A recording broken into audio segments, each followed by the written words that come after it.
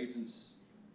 Today we're at the Hillsborough County Sheriff's Office training range facility. It's part of the program that we have. It's called the FBI Citizens Academy. And what we wind up doing is we identify local community leaders, bring them into the FBI, and give them an inside look of what we do on a daily basis. And today is one of the sessions in that particular course. And today we're going to be showing them live SWAT demonstrations.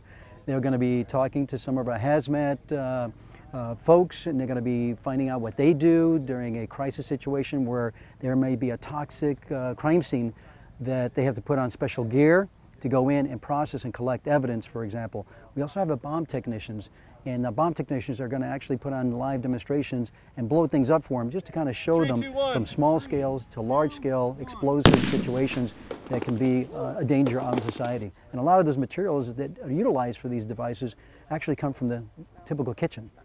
One of the main purposes of the FBI Citizens Academy is to foster a better relationship between the FBI and our local community. And we do that by inviting civic, business leaders, and even religious leaders into the classroom environment so we can actually get behind what we actually do in a candid situation, very transparent, and talk to them about the type of cases that we actually conduct or investigate, the laws behind, the federal laws behind those investigations, and a lot of the congressional oversight that we have to adhere to.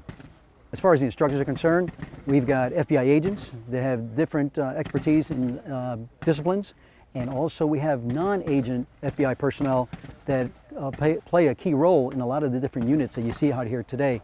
The typical individual that's attending these classes are going to be anyone from teachers that are heavily involved or very active in their community, business leaders, individuals that own, they actually own their own business. We have lawyers, we have politicians, we have bankers.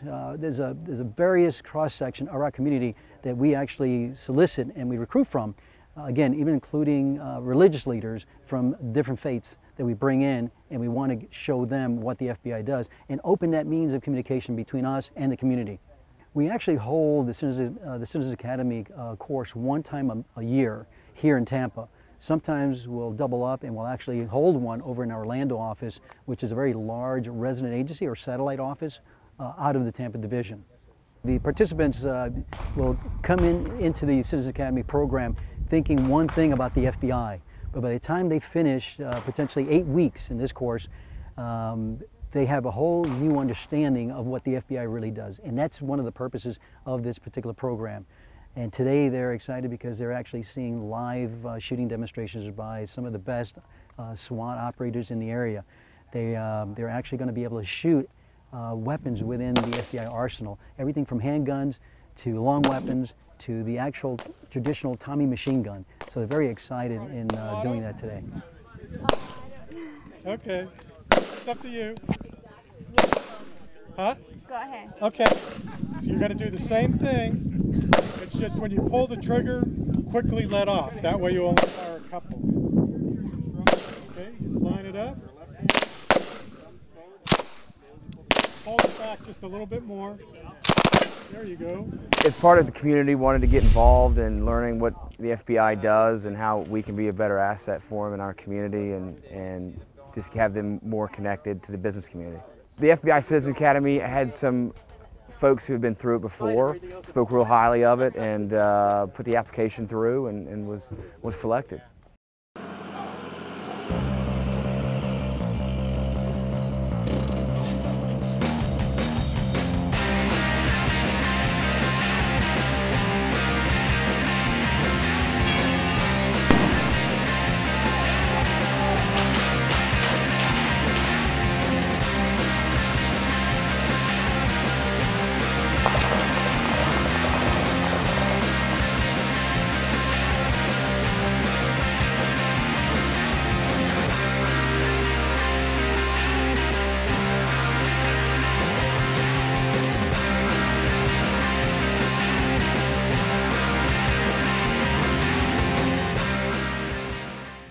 Well, one of the events today was an actual live demonstration by SWAT operators, our local FBI SWAT team.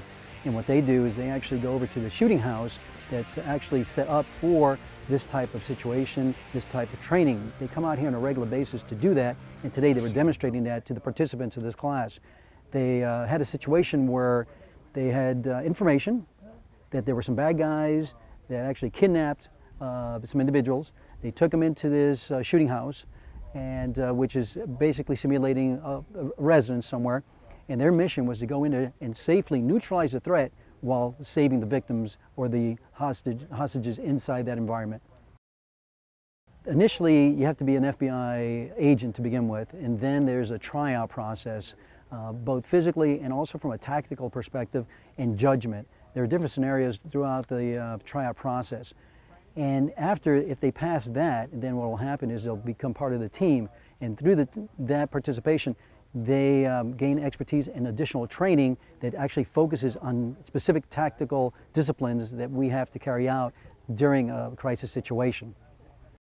When we actually went into the SWAT team area and we went upstairs and we saw the guns being shot and they threw out the gas, it was scary, but it also made me think about the people that were actually doing it and their lives at home. But they come out and they're protecting us as citizens day in and day out. And I wonder, and I asked the question, how do you leave this at home? And one of the gentlemen said they do it as a part of their job, but it's for our country. And that was the amazing part, that these people actually take time out of their lives to keep us safe.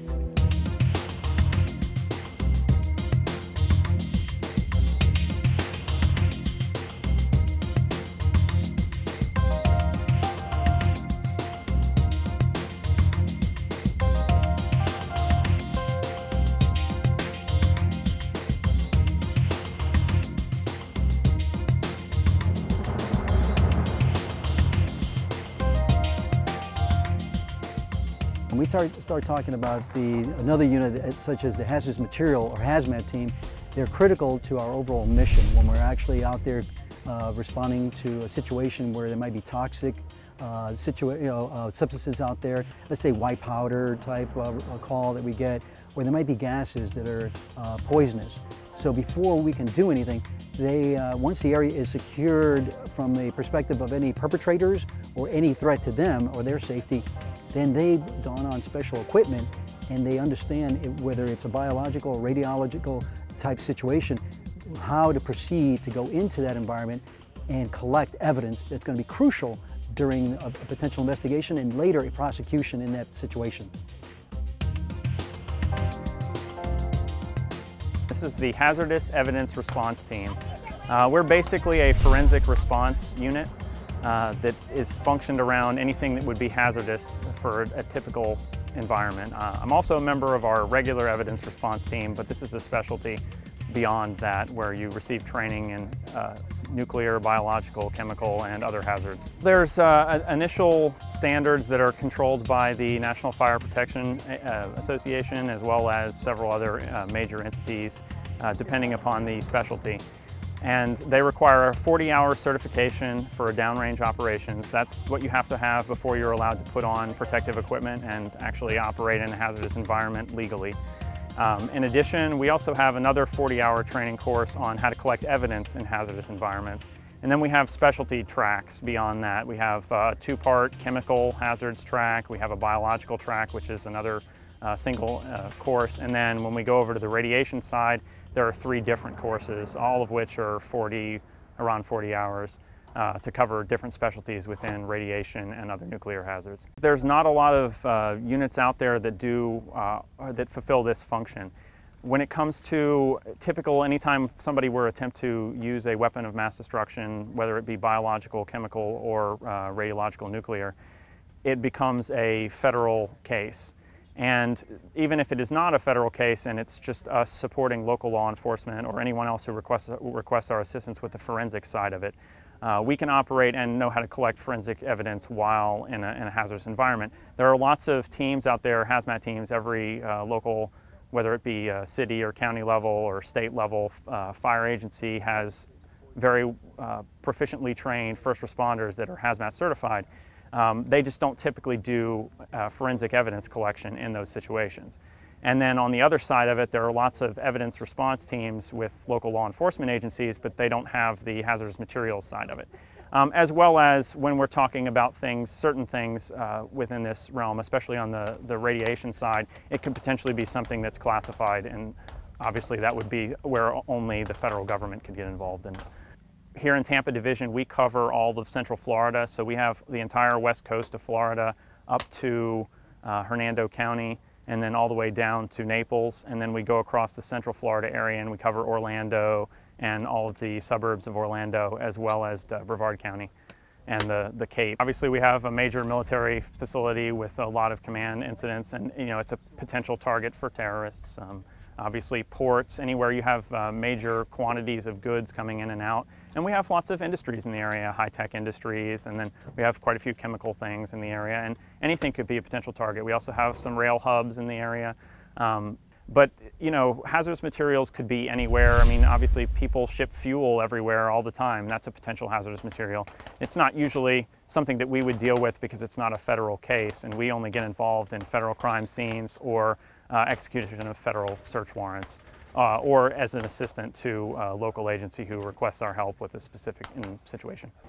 Weapons of mass destruction, though the incidents don't come up all the time, and people aren't, every day manufacturing ricin, which you see it in the news every once in a while. But the problem is these things are very dangerous, and when you take something out of the environment that could potentially lead to the death of a lot of innocent individuals, you feel really good about it. In Tampa, we have a relatively small team with the FBI, but whenever a situation arises, you can always rely that the government has response assets that in a lot of places simply don't exist. You go to some countries overseas, and if they were to have an incident where somebody attempted to spread chemical weapons or whatever, their response would be people would perish and they would try and clean it up after the fact. But we have the ability potentially to mitigate it before there's a massive disaster. And it costs a lot of money, and sometimes the government has to spend lots of resources to fly us around and get us specialized training, and to bring people down here to support us when the team that we have locally available can't meet all of the logistical requirements. But the fact is that we can respond, and we can and do and have in the last year responded to several situations that could have potentially been really dangerous, and we've taken the danger out of the situation. In fact, actually, some of them have been on the news in the last year, even in our territory. And, we were able to mitigate it. And if there had been no response capability, who knows what would have happened. I don't want to be anywhere around these guys anytime they're in the community, ever. They work with a lot of dangerous stuff, a lot of training, and it seems they've got a lot of toys to help them detect and keep us safe.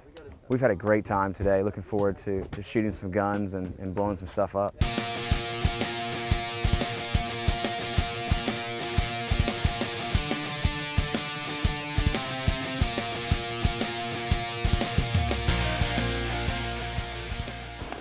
Everything we're doing today, we're doing with an eye to safety. We have the fire guys here, we have medics around. The shots that we're doing are really small in terms of explosives, right? If you remember Oklahoma City, we're talking 4,800 pounds of explosives, right? Today we're doing 1 pound. Boston, you're in the 8 to 10 pound range, right? So these are small explosions, right? And then the other way we make them safe is we get them up off the ground, so we're not taking any rocks this way. 3, 2, 1.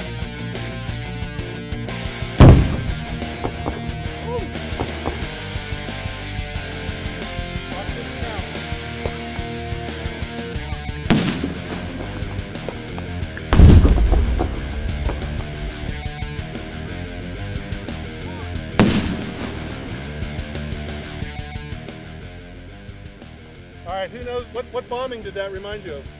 Boston, right? Potassium chloride-based explosive, I guarantee you. About everything.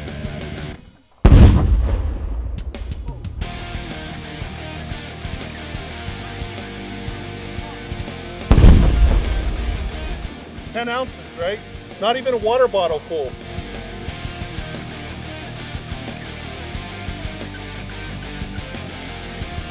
This one's loud. Yeah.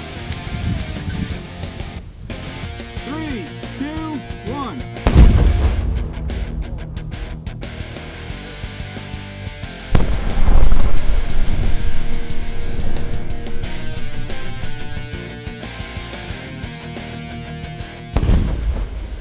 The team here, the different units that comprise of the FBI response teams, seriously take everything that they do with the utmost respect and responsibility. They are very good at what they do, and we can tell the public that if anything ever happens here, we have such good working relationships with our local partners that any situation, whether it be a kidnapping, whether it be an active shooter situation, or maybe a bomb scare or a bomb threat, we always collaborate, we always work together.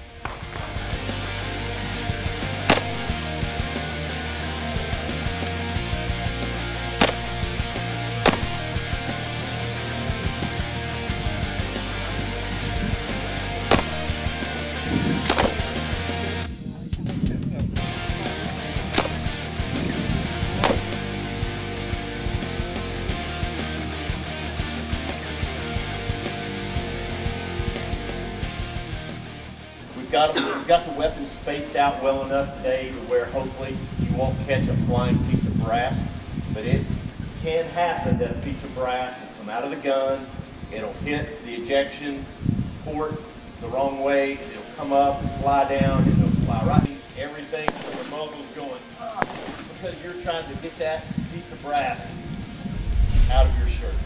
If that happens, try your best to stay focused because the instructor's going to be watching for that. They'll keep the weapon pointed down range.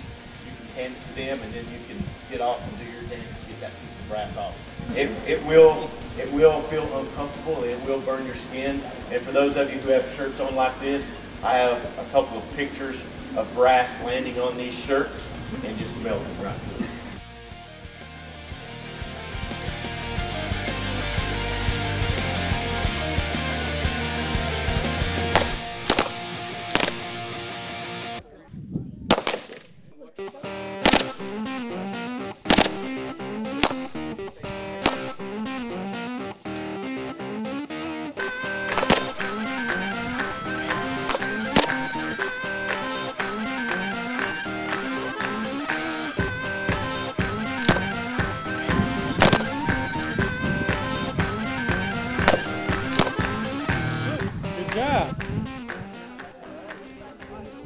I am learning all about the FBI Citizen Academy and the operations of how it works, from shooting guns, from doing the hazmat and learning how people make bombs. It's been amazing, but the most important part of it is just being an aware citizen. One of the alumni told me about the program, and I wanted to become more aware of the operations. The personnel have been amazing from the start to the finish. The staff, when we arrived this morning, they told us about the program, as well as taking us out to the shooting range. We were able to actually shoot the guns, and I did pretty well on my first try. The second try, I wasn't so well. It was the Tommy gun, I believe, and I was able to hold it steady. The little pistol itself, I couldn't really hold that steady, maybe because it was too small, and you had to put a lot of pressure. They told you to put a lot of pressure to your hand, and this hand needed to hold the gun and put more pressure there. And so I did that, and it kind of backfired like that, and I couldn't do it anymore. So the larger gun was better because I could hold it more steady and I could look at it. When I was shooting, I was a little nervous, but actually shooting the shots, I wasn't as nervous anymore. So it went away with time, and I did pretty good.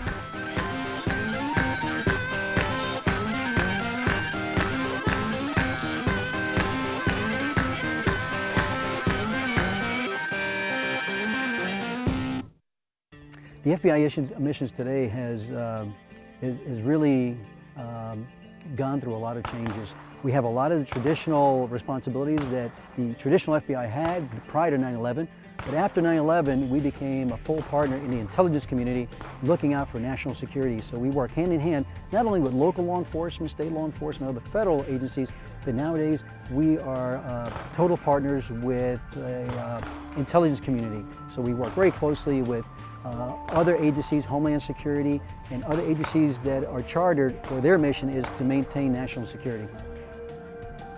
This is a great thing. It takes you back as a kid and think about running around and chasing bad guys and learning what these guys do on a daily basis has been really, really fun. I feel more secure because I'm more aware, just because we've learned so much about white-collar crime, domestic tourism, as well as what goes on behind the scenes. Not too much, but a little bit. It makes me comfortable knowing that we have people that are protecting us, as well as knowing my environment and what to expect as far as if I see something out there that's not appropriate. I've been in federal law enforcement for 32 years. Most of that has been with the FBI. And to me, it was basically a calling to protect and serve. And it gives us the opportunity to do that, to actually get out there and be that difference between the average person and the criminals. Be that buffer, be that protector. And that's what's rewarding at the end of the day for us, is when we do rescue individuals, when we do prevent crimes from being committed, when we do prevent terrorists from carrying out a plot on our land, our nation. That's the most rewarding thing, I think, for any American.